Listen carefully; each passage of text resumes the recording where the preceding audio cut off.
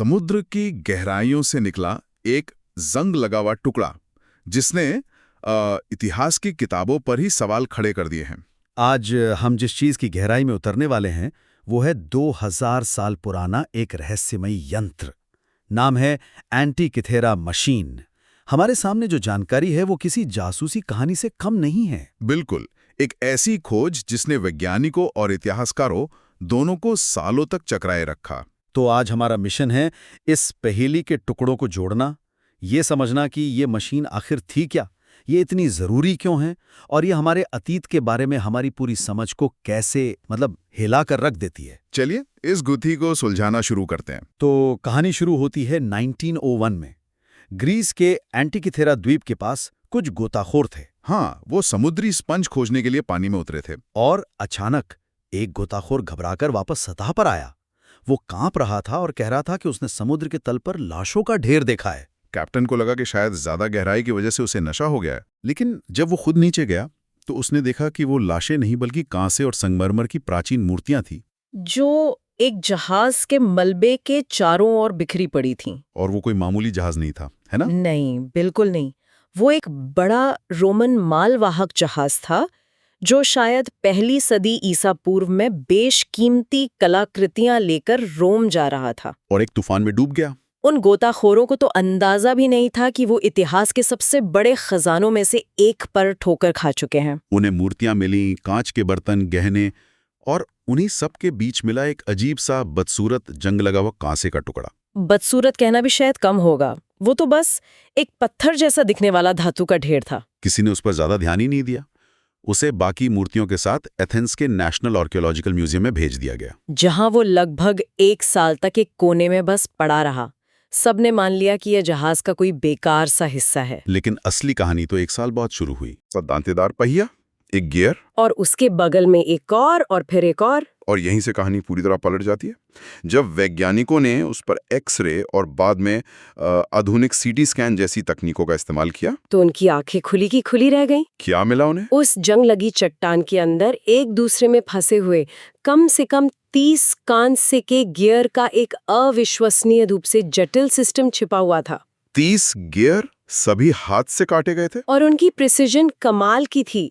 यहाँ जो बात दिमाग को झकझोर देती है वो ये है कि उस जमाने के हिसाब से ऐसी चीज का मिलना नामुमकिन था। इसे ऐसे समझिए जैसे किसी फिरौन के मकबरे की खुदाई में एक लैपटॉप मिल जाए। बिल्कुल, इतिहासकारों को यही पढ़ाया जाता था कि इतने जटिल गियर सिस्टम का आविष्कार यूरोप में 14वीं शताब्दी में हुआ था, जब पहली मैकेनिकल घड़ियां बनी, और ये मशीन उससे करीब 1500 साल पुरानी थी।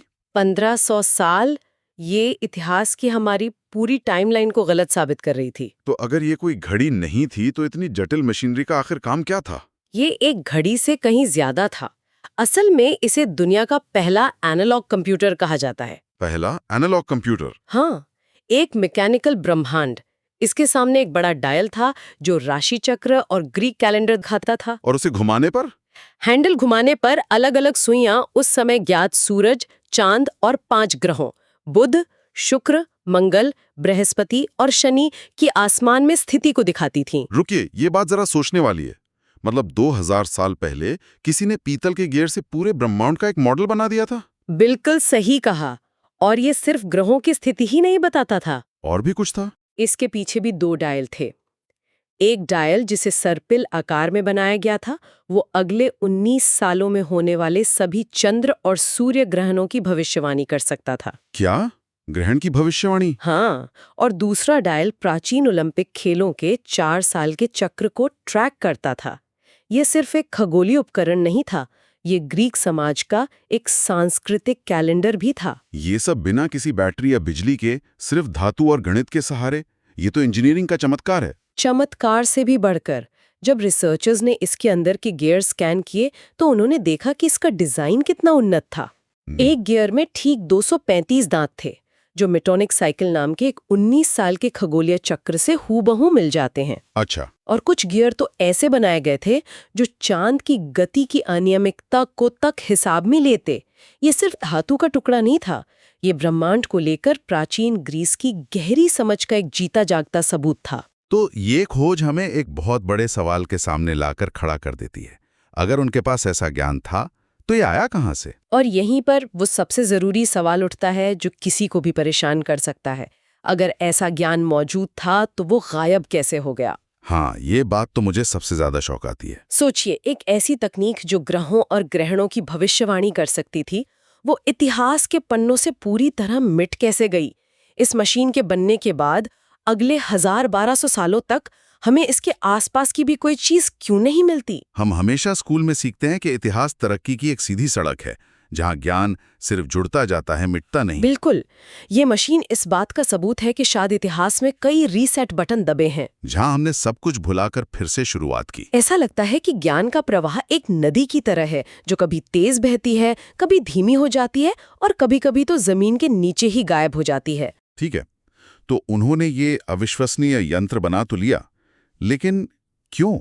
इसका असली मकसद क्या था? क्या ये सिर्फ किसानों के लिए एक फैंसी कैलेंडर था? ये एक बहुत अच्छा सवाल है और इसके कई सिद्धांत हैं। पहला, जैसा आपने कहा, एक प्रैक्टिकल उपकरण, त्योहारों की तारीखें तय करने, खेतीबाड़ी की योजना बनाने के लिए।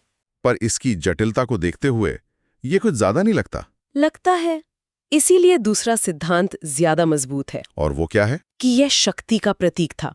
सोचिए, एक राजा या पुजारी जिसके पास एक ऐसी मशीन हो जो भविष्य बता सकती है, जो बता सकती है कि देवता कब सूरज को निगल लेंगे। हाँ, उसकी प्रजा पर इसका क्या असर पड़ता होगा?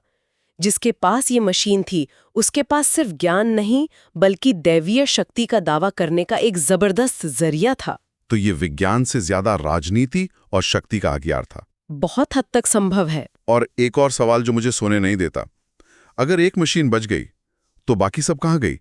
क्या ये अपनी तरह की अकेली चीज थी? ज्यादातर विशेषज्ञ अब ये मानते हैं कि एंटिकिथेरा मशीन अकेली नहीं थी।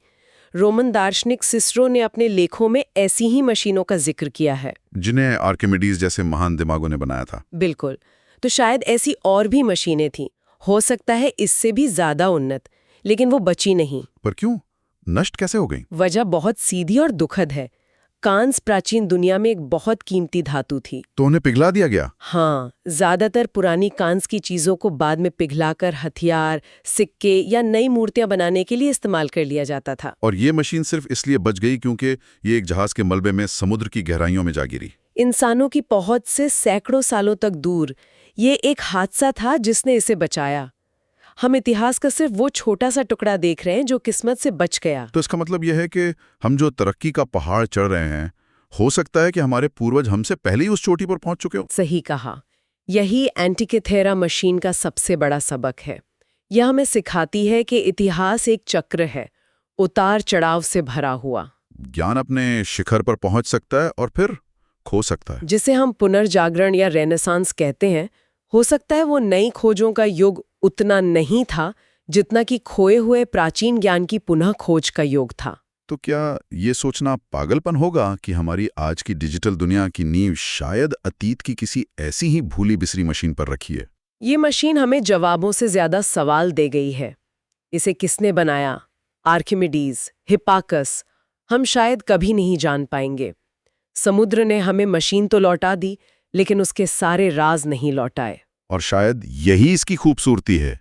ये हमें लगातार याद दिलाती है कि अतीत एक बंद किताब नहीं है, ये एक जीवित रहस्य है। और ये एक चेतावनी भी है कि किसी भी सभ्यता का ज्ञान कितना नाजुक हो सकता है। हाँ, और कितनी आसानी से खो सकता है। जब भी हम इतिहास को हल्के में लेते हैं, कोई जंग लगा हुआ सच हमें चुपचाप याद दिला देता है कि रहस्य अभी भी बाकी हैं। और अब जाने से पहले एक विचार आपके लिए। अगर 2000 साल पुराना एक यंत्र ब्रह्मांड के रहस्य खोल सकता था, तो उन प्राचीन दिमागों ने और कौन-कौन से रहस्य सुलझा लिए होंगे जिनके सबूत अब हमेशा के लिए खो चुके हैं?